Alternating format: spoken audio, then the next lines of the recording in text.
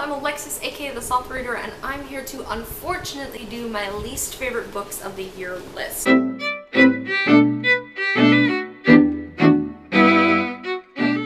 I will say I'm considering it lucky that I only have 7 books on this list I'm gonna mention. Only 1-star book this entire year. I'll save that one for the end, and the rest are either 2 stars, and then I have 1 3-star. But I'm really angry about the 3-star, so that's why it's on this list. The disclaimer that of course we all have to make for some reason, even though like we're almost in 2018, obviously if your favorite book or a book you really loved is on this list, that is not a personal attack against you. We all have different lives, which influence our reading tastes, which influence how we react to books. So I'm gonna go ahead and get right on into it. The first book I'm gonna mention is a book I actually did give 3 stars to, but I have a lot of really negative feelings about it, and that is The Dinner by Herman Cook. And I have said this before, the first half of this book is a 4 to a 5-star. I loved the first half of this book. The first half of this book is witty, and it's a lot of commentary on these unlikable people, and their interactions are just so tense but also hilarious. And then the second half of this book just turns into a hot mess for me. Like, I loved the first half of this book, and the second half of this book was a 1.52 stars. I strongly disliked the second half of this book. The first half is this family at a dinner, and they're there to discuss the situation that their 2 sons have gotten into, where they have done something horrible, and the parents are there to try to work out what happened. The second half of this novel gets really confusing too, because there are flashbacks within flashbacks, but it's never explicitly stated when you're going into another flashback, if that makes sense. So it's really confusing. But the second half of the story completely takes a turn away from the story taking place in the present, and instead decides to focus on the main character's life like 20 years ago, where he's basically being a horrible person for not a very good reason, basically for no reason at all. He's just being a horrible person.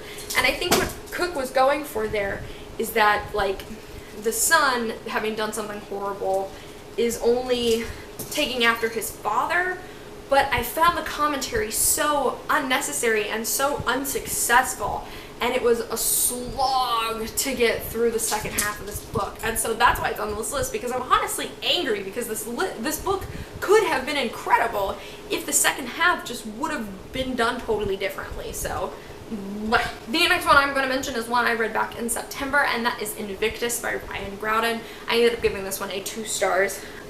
For me, I actually will say the time travel element in this book I didn't hate, which I usually strongly dislike time travel elements. They just usually don't work for me.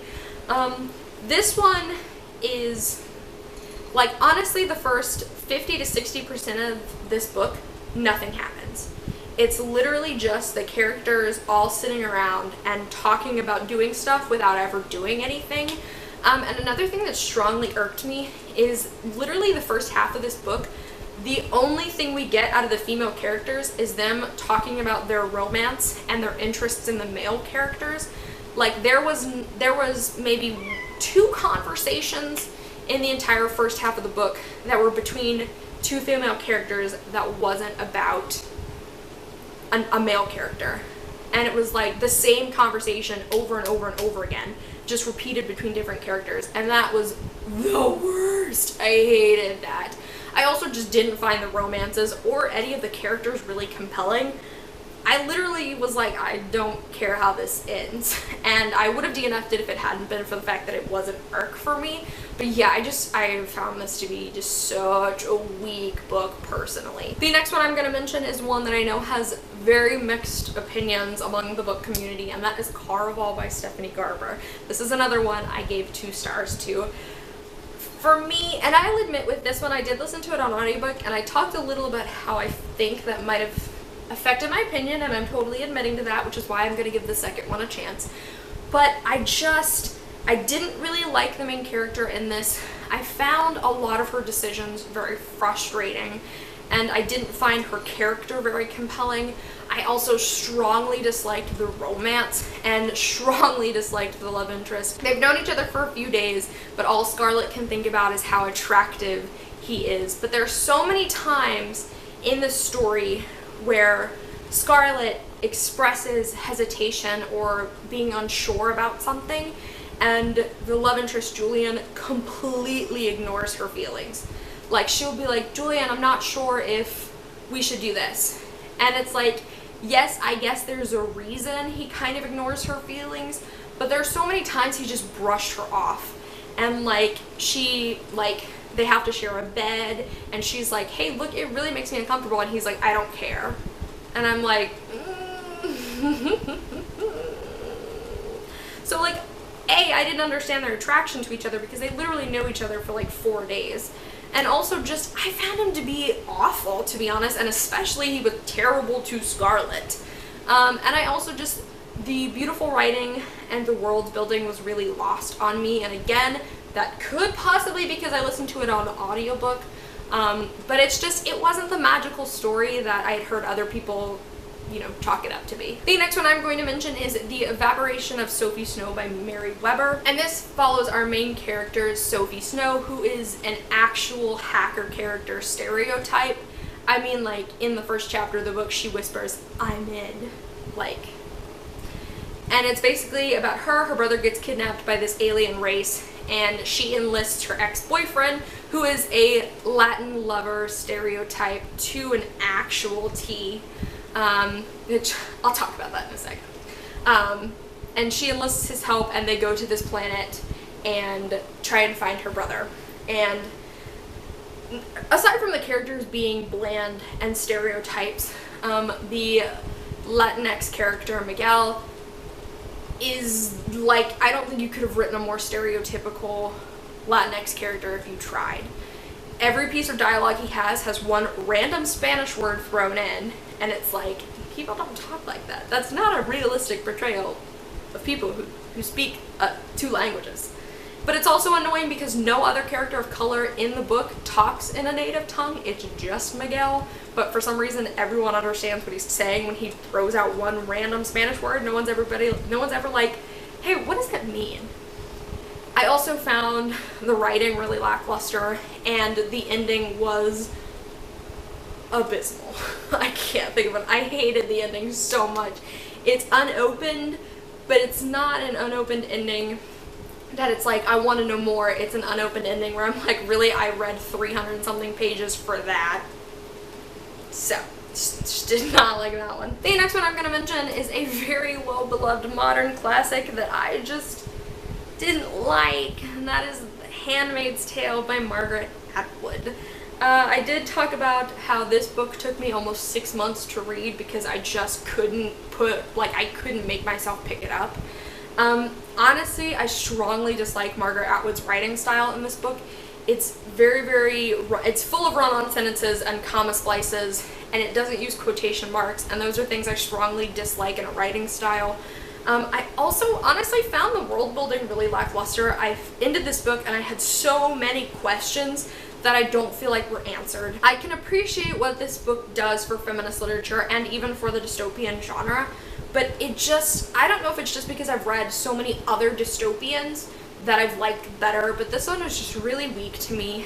I hated the ending again, and I'm not even talking about like the ending of Offred's story. I'm talking about like the history of Gilead part made me want to claw my own eyes out. I hated it so bad. I don't think it added anything to the story, plus it was boring. Oh my god, was it boring. Like, if I hadn't picked the last half of this up on audiobook, I would have never finished this. I just, did not like it. The next one I'm going to mention is 10 Things I Can See From Here by Carrie Mack. This is another arc I read. This follows our main character, Maeve, who has very, very severe anxiety. And basically she goes to live with her father in Canada and his new family when her mother, for some reason, decides to abandon her and go to Haiti with her new husband. Like, her daughter has such severe anxiety, she can't do regular things. But the mom was like, cool, I'm gonna go to Haiti with my new boyfriend. So, and then in the story, Maeve is dealing with her anxiety and dealing with some other family-related issues as she also meets a girl named Salix and they fall in love. So, I will say right off the bat, trigger warning for anxiety, this is one of the only books I've ever read that genuinely, like, triggered me. in it, our main character, Maeve, basically is constantly shouting death statistics. Every time when she gets on a bus, she's quick to say how many people die a year on a bus, how many people die a day on a bus, some of the horrific deaths that occur in bus crashes. And if that is the entire book, is her constantly doing that. And so I just it literally, I had to put the book down so many times because of how much anxiety it caused me to read. So I definitely want to make sure I pass that along to you guys. I also just had so many issues with this book. I did not like the main character, Maeve, at all. I should have, because we have a lot of things in common, but I did not. I also found her love interest to be a Mary Sue. I will say it's not a story where the love interest cures the main character of her anxiety. That does not happen in this book. But just, I strongly disliked so much of the content in this book, especially there's so many graphic chapters that describe childbirth. And also she described seeing genitalia in pretty graphic detail. And so there were so many chapters I just was no. But also there's a line that really, really strongly bothered me, where Maeve's stepmother says, she comments that she would identify herself as being bisexual because she dated a girl back in college. And Maeve's response is, I don't remember what the exact quote is, but she basically says, being queer means not liking somebody of the opposite sex. And, the mom just got done saying, hey, I identify as bisexual, and Maeve her basic response is, well, you can't identify as queer because you still like the opposite sex. That's how I interpreted that line, and it made me furious because it is such bi-erasure to tell somebody who's bisexual that they can't identify as queer because they're in a relationship with a member of the opposite sex, or because they're still attracted to a member of the opposite sex. So, really rubbed me the wrong way, and I did not like this book. Gave it 2 stars, and, I just don't. And finally, I'm going to mention my least favorite book of the year, the book I gave 1 star to. It's a book you have definitely heard me talk about before, and that is Beautiful Broken Girls by Kim Savage. One of my least favorite books I have ever read in my entire life. You know, the writing in it, honestly, is really convoluted, and it tries to pass itself off as being beautiful. It's not. I found it very stunted. The plot is so confusing, and there's no payoff at the end. There's so many plot elements that are brought up and disregarded several chapters later. The characters are all one-dimensional, but they're also stereotypes. There's a character named Kyle who is a stoner stereotype. There's a fat character who is nicknamed Piggy because he is fat, and of course he is a smarmy pervert character. Also, the biggest thing that rubbed me the wrong way about this book is that the main character, Ben, was sexually assaulted as a child. And there's a character who we spend the entire book basically romanticizing the love interest. You know, Ben spends all of his time talking about how beautiful and how wonderful she was, and how, you know, she touched the lives of everyone she met, and she is a actual trash can human being, but we're never given her, we see her do terrible stuff, but no character in the story ever confronts her about the terrible stuff she does. And the thing that makes me the most angry about this book is that she literally romanticizes Ben's childhood trauma, being molested as a child, and are you serious? That is disgusting. And it's she's supposed to be an unlikable character. It's but you spend the entire book reading Ben talking about how in love with this girl he is, and how much she's an angel, and her and her sister, you know, are wonderful in his eyes. And it's that doesn't those two things can't counteract each other.